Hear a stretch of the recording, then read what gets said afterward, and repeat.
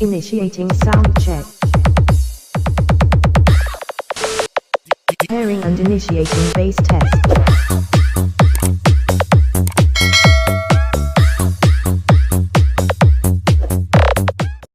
Hello mga boss, so good afternoon to everyone. Yan, so wala muna tayong repair ngayon sa mga appliances kasi focus muna tayo sa trabaho. So review pala natin itong Hino 500 series na FG8J. So yan yung kanyang series model. So brand new unit ito, and tapos na din ito PDI and stencil ng technician natin. So review natin ang unit. Isa pala itong wing van na 24 footers mga boss. So medyo madumi pa kasi ngayon kasi kararating lang na unit galing Manila. So magpo-perform pa kami nito ng washing. Ayan, grabe ang ganda. Ayan mga boss. So yung kabuuan na itsura ng unit.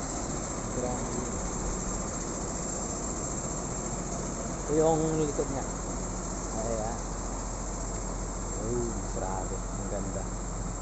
So mamaya mga boss, check natin yung interior ng unit.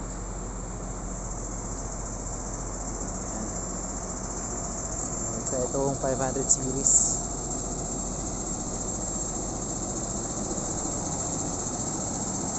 Iba talaga ang lakas kapag Hino. Gawang Japan. Lakas ng marangkada. Proven and tested na to mga boss. Ayan. So anyway, Euro 4 pala ito mga boss, no? So Euro 4 na to na na truck.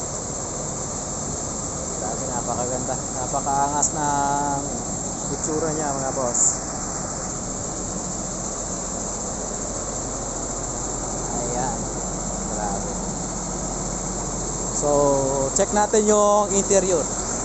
Alright. So ayan mga boss, nandito na tayo sa loob ng unit. So ayan, so napapansin nyo naka air brake system na to. Grabe, ang ganda. Ang ganda ng steering niya. Ang lambot. Ayan, so horn niya, yan, napakalakas. Air horn. Then yung aircon. Yan, so may aircon type na siya. May off.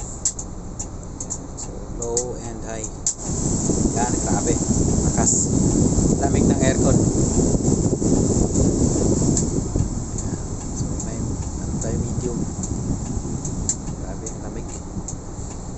Tapos adjustan. Ito naman sa airflow ng aircon. Kung saan yung banda. So ito nakaset ito ngayon. So ito yung mga ventilation niya. Ayan. Ayan. So radio. Usually na nakikita natin sa mga units, no? Ito sa mga lagayan ng coffee o kahit anong tubig pa. Yan, so ganda. Ganda naman. So itong part na to, so mga additional items yan kasama ng unit. So mamaya ilalagay namin to sa tamang lalagyan. Ayan, grabe. So anyway, basic demo tayo mga boss, no, sa mga hindi alam. So sa Hino pala na 500 series na FG8J. So sa signal light niya, turn signals. So ito yung turn signals niya. Yan sa left. So bali pala naka-hazard siya ngayon. So sa hazard naman, para mawala yung hazard, so pitin na to. Ayan. So nawala na yung hazard niya. Then turn signal naman pa left.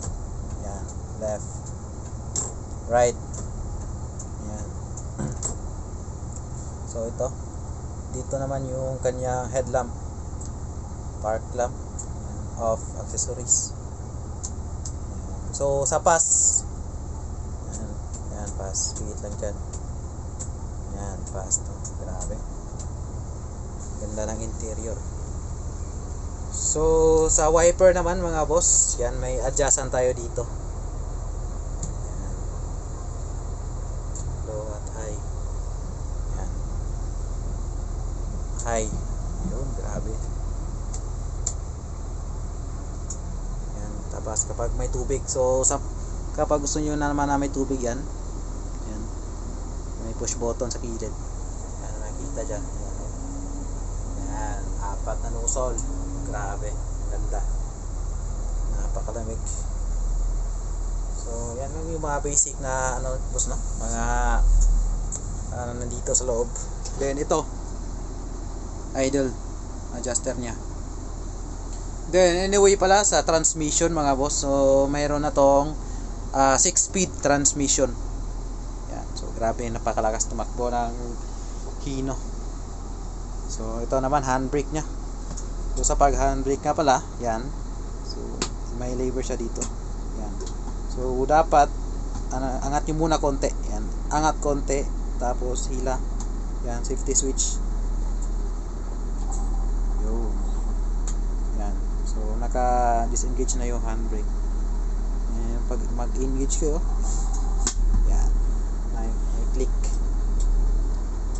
So ayan lang mga boss. Grabe, napaganda. Anyway, ito. Meron din itong dalawang lights, no?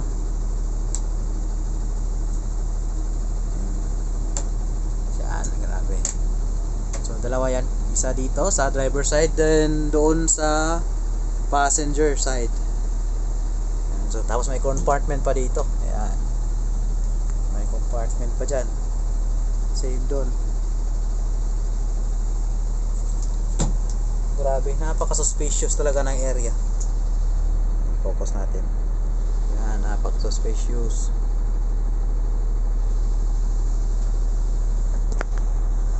Pwede pa kayo maglagay ng ano dito, cortina. Yan.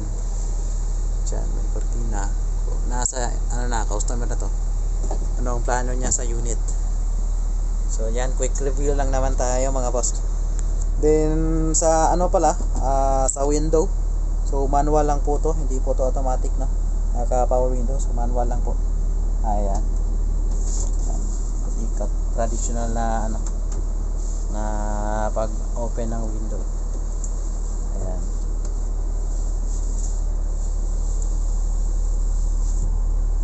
FJ na unit. Alright, so yan lang mga boss. Thank you.